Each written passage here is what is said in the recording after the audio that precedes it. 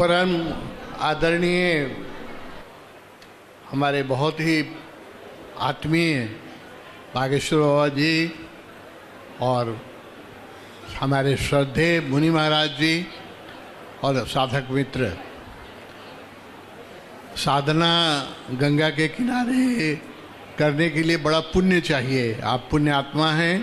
3 दिन गंगा जी के किनारे आप गुरु जी के सानिध्य में आपने साधना का प्रयास किया। साधना आप मुनि जी की जीवन देखिए, निरंतर करने की चीज़ है। 1-3 दिन में ख़त्म नहीं होती है, ये शुरू होती है और जीवन भर चलनी चाहिए। देखिए मुनि जी 10 बजे तक मौन रहते हैं। मुनि का अर्थ ही है जो कम बोले, और उसके बाद शाम में 5 बजे अंतिम भोजन करते हैं, उसके बाद कुछ नहीं खाते हैं।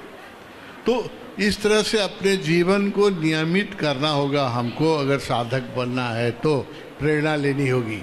तो कल भी मैंने आपसे विनती की, 3 दिन की जो ये शुरुआत है इसको निरंतरता दीजिएगा। घर में रोज़ साधना कीजिए, कम से कम बोलिए। हमारे गुरु ओशो कहते थे कि हम जितना बोलते हैं उस पर 90% व्यर्थ है, 10% में काम चल जाएगा, 90% से उपद्रव होता है, झगड़ा होता है।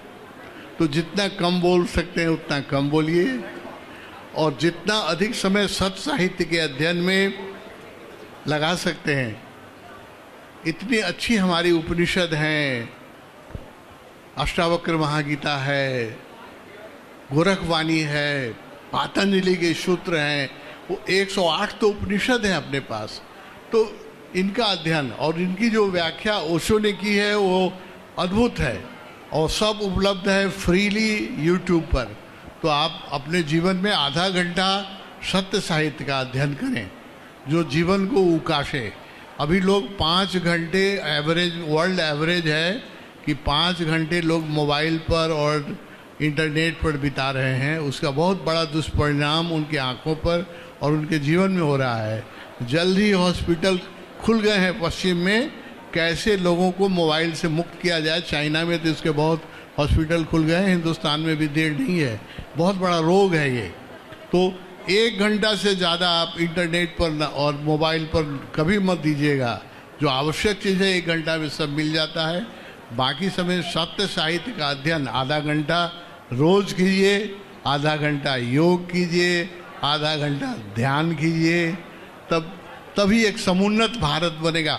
हमारे बात करने से, ताली पीटने से नहीं बनेगा। हमें तपोबल चाहिए, तपस्या करनी पड़ेगी, और वो आपकी तपस्या आपके चेहरे पर झलकनी चाहिए। देखिए 73 वर्ष के हमारे मुनि जी को देखिए, दिन रात काम करते हैं क्योंकि तपस्वी हैं, और हमको इन लोगों से प्रेरणा लेनी चाहिए। मैं आप सबका मंगल कामना करता हूँ और चाहता हूँ कि आप तपस्वी बने, साधना को अपने जीवन में लाएं। मुनि जी की अनुमति मिल गई है मुझे। नवंबर में हम लोग यहाँ 4 दिनों का साधना शिविर करने वाले हैं, 500 लोगों का। वो ओशो समाधि ध्यान शिविर, उसमें आप पहले से निवेदन दीजिएगा, क्योंकि सिर्फ 500 लोगों की व्यवस्था होगी और आने के लिए बहुत लोग इच्छुक हैं। हम 9 घंटे 10 घंटे ध्यान कराते हैं। गुरुजी तो बड़े करुणावान हैं, सुबह ही आपको छोड़ देते हैं। हम लोग तो 9 घंटे 10 घंटे ध्यान कराते हैं। तो और तपोवन में प्रत्येक महीने 4 शिविर हो रहे हैं 7-7 दिनों के।